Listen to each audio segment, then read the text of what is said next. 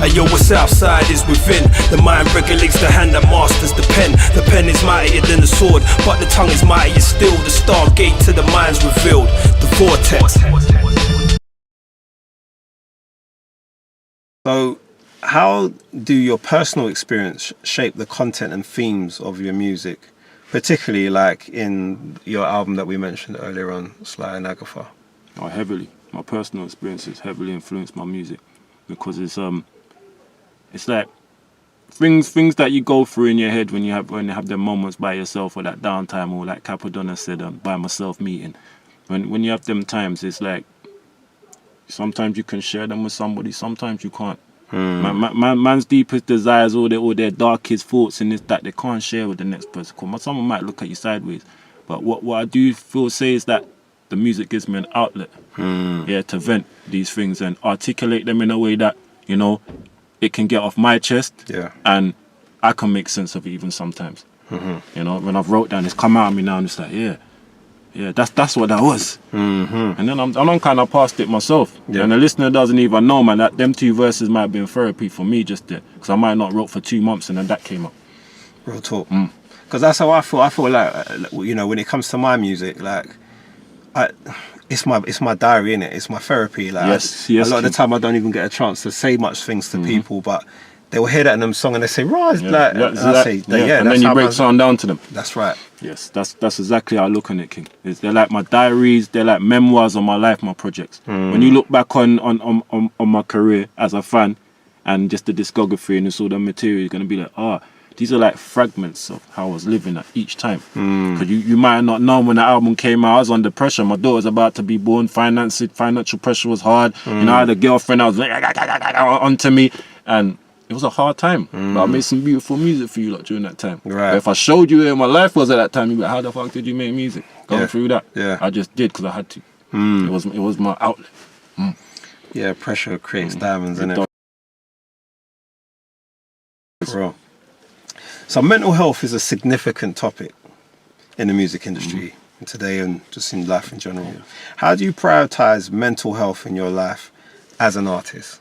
I take mental health very seriously, big man. It's something that strikes close to home. Family, close ones and friends, and I've seen their plights of it. Some are still going through these plights. So it's like having peace of mind and clarity of mind is very important to me. From just the everyday things you do.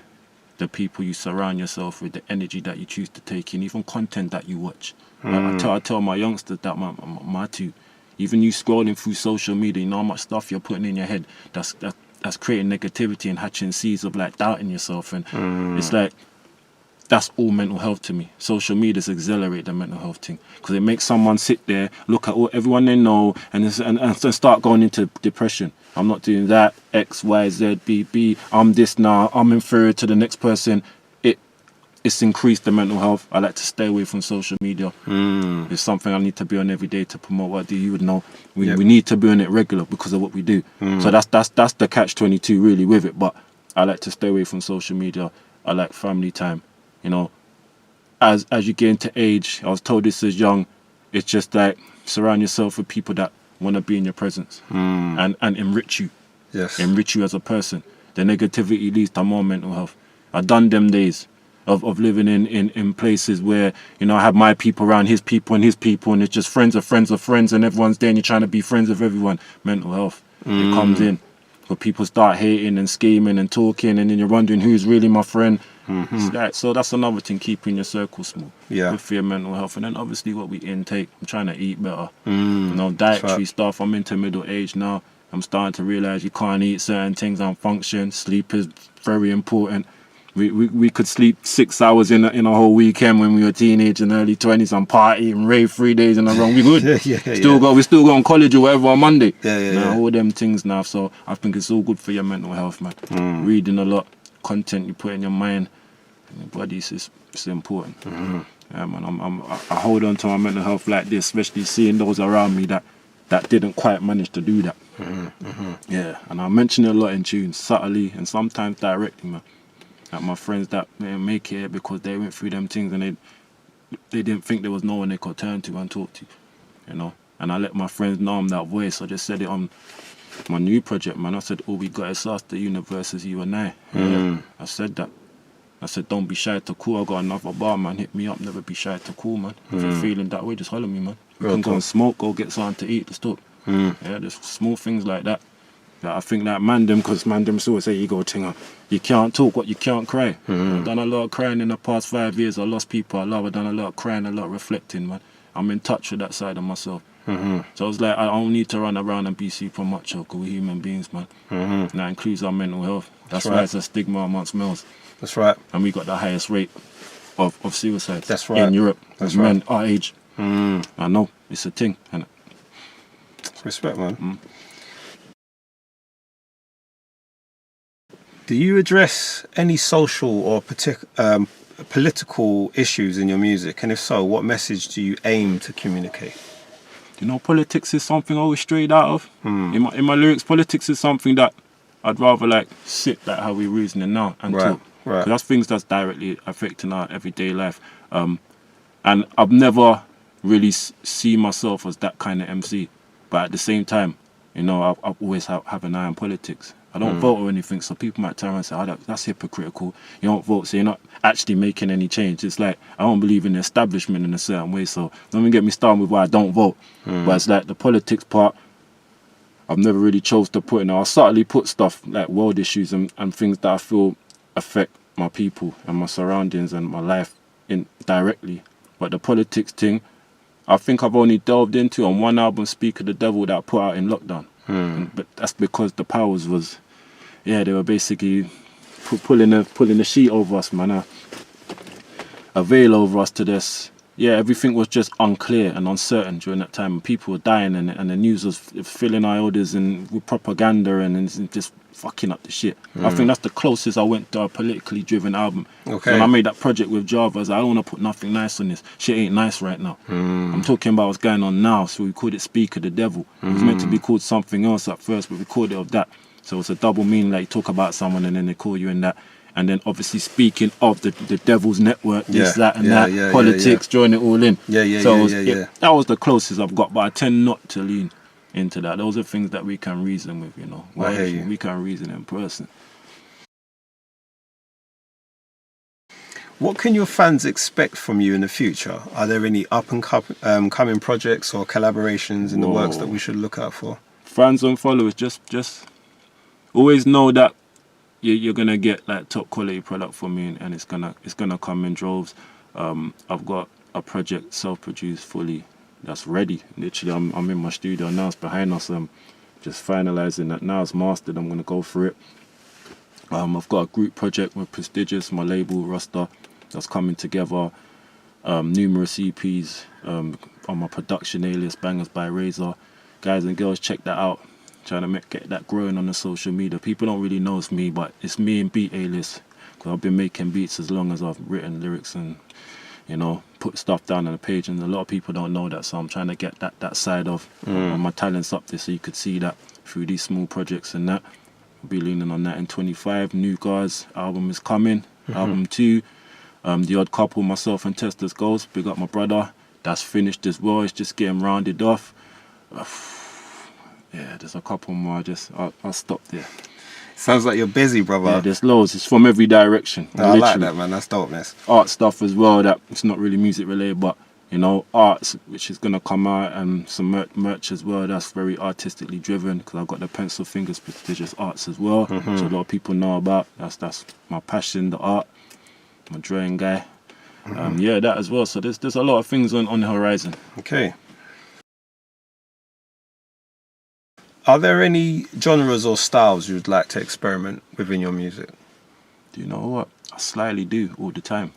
If you listen through my discography, you hear me flirting with like rock sound and stuff. You hear me jumping off some skippy, more trappy, two-step, drilly type of stuff. You'll hear some jazzy, minimalistic stuff.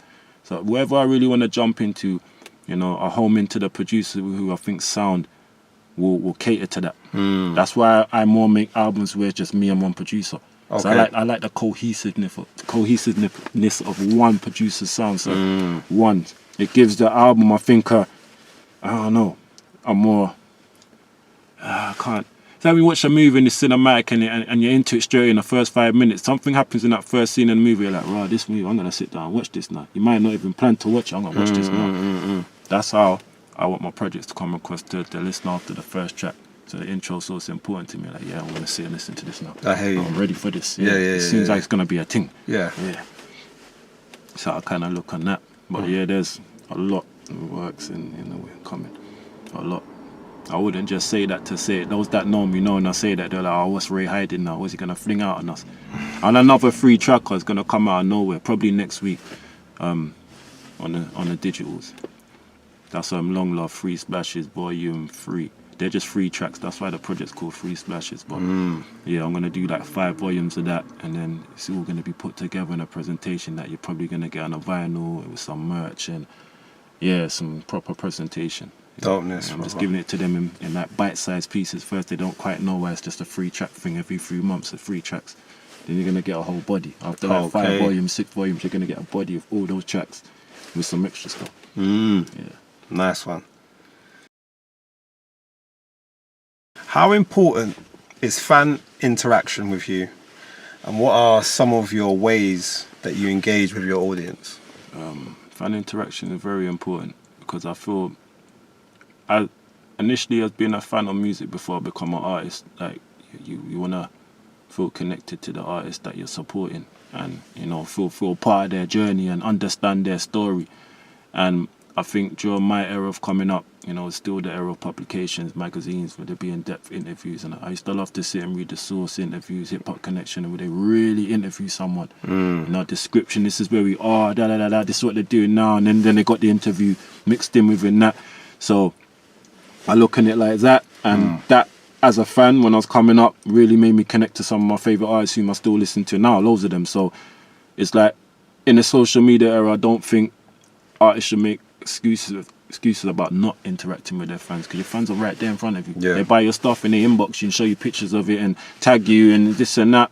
I communicate with all my fans, and I show them love, and I appreciate them, and I tell them thank you all the time, because I say, like, I've been able to like live and eat off this since 2017, late 2017, because of you guys. Like, literally because of you guys.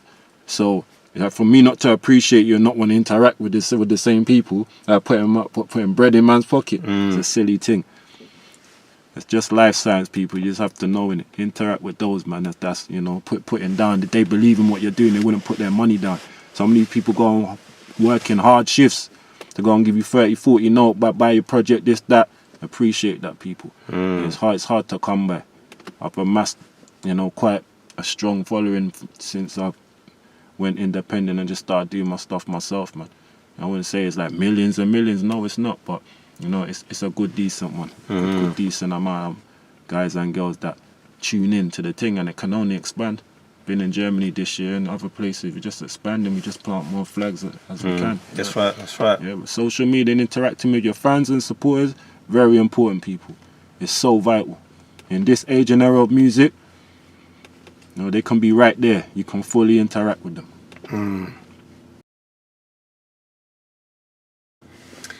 What do you enjoy most about performing live, and how do you prepare for your shows?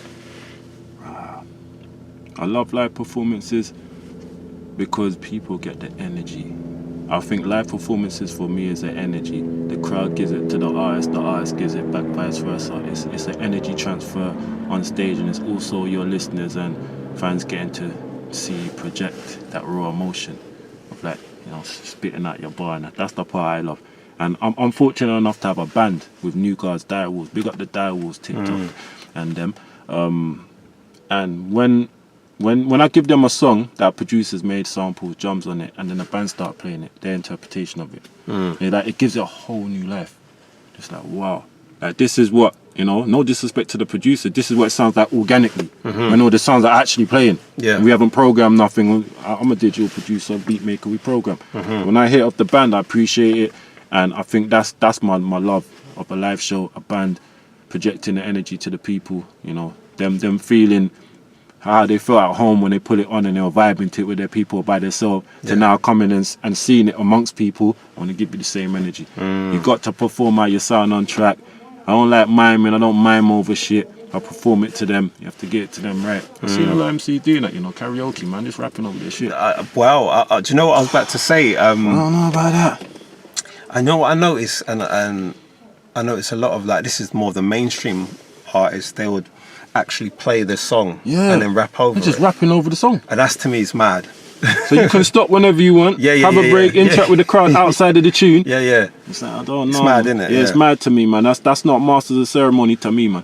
That's karaoke, man. I could get my little picnic cousins to do that, man. I listen to this for a few days, listen to this, and then I'm gonna put it on, you're gonna rap over it, yeah? Yeah, uncle. Yeah, they'll do that. Kiddie stuff, man. Nah, man. Artists can't be proud of going on stage and karaokeing over their own track. Yeah, I'm sorry, man. If you ain't got the instrument there, just don't perform it, yo. Ask the producer for the instrumental. Yeah, man. Hooks is different. I leave hooks on tracks, man, because you're spitting the 16 and it's ferocious. You might not be able to jump into that hook from Breath Control after. That's right. I got the ad-libs there that gives me the guide for the hook. That's it. Most you're going to hear is a hook and ad-libs on my shit. Verses, clear, clean, man. You're gonna hear it. That's right. Yeah. How do you believe artists can contribute to their local communities, and what role do you play in that? Contributing to the local community. Well, when I was living in Edmonton, which is further up the road in N9, we had a community objective led by a close friend of mine, elder friend of mine, Clive, which he used to do from when we were teenagers. Funny enough, we came full circle with that just around lockdown, because lost a friend of a friend passed away, and he was killed in quite tragic circumstances. He was murdered. So you know, it highlighted again, you know, dangers out there and the knife crime. And you know, at the point we started an initiative, or Clive did, and you know, I put in on that, performing through the music. You go, music is powerful, what you lot do. I like the message in your music, I always have.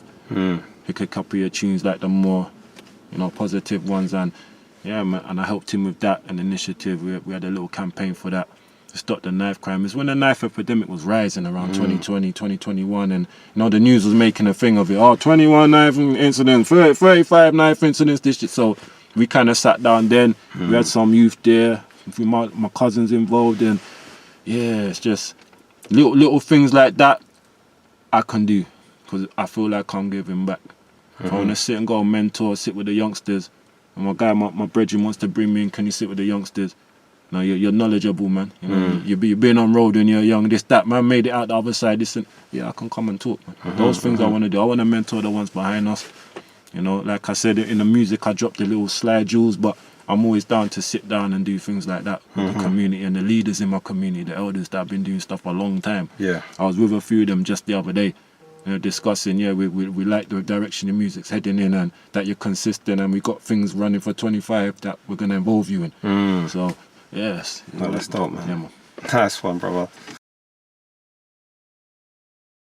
How do you see your music representing your cultural background and the experiences of your community?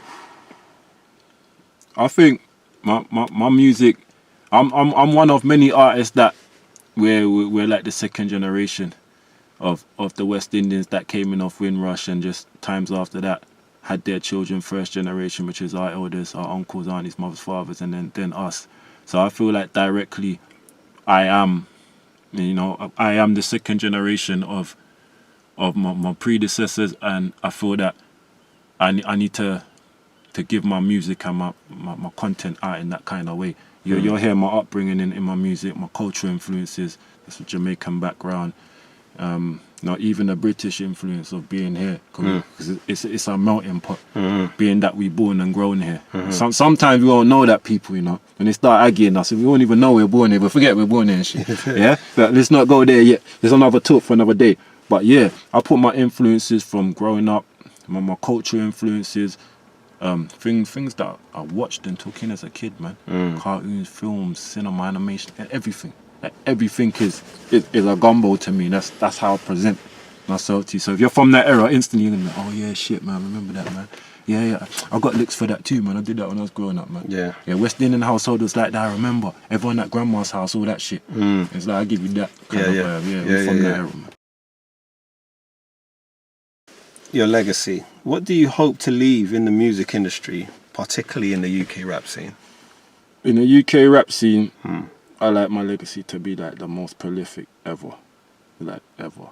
Like in this span of time, from time Ray Vendetta came in and put this first offering to you, to like when he threw in the towel, or you know, Life's Forces took him, or whatever. It's like he was the most prolific in his time span. Output and just that.